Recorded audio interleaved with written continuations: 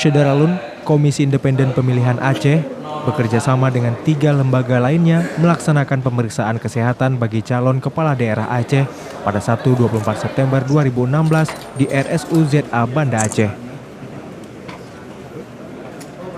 Sejumlah pasangan bakal calon baik bupati ataupun wakil bupati, wali kota dan wakil wali kota, gubernur serta wakil gubernur terlihat antusias mengikuti tahap pemeriksaan ini.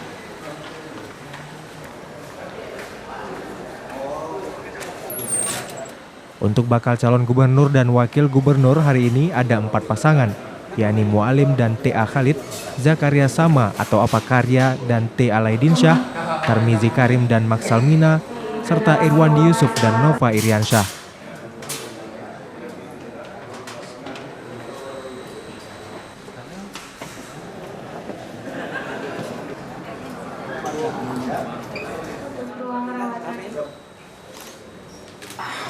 Pemeriksaan pertama yang dilakukan adalah pengambilan darah, timbang berat badan, dan mengukur tinggi pasangan calon.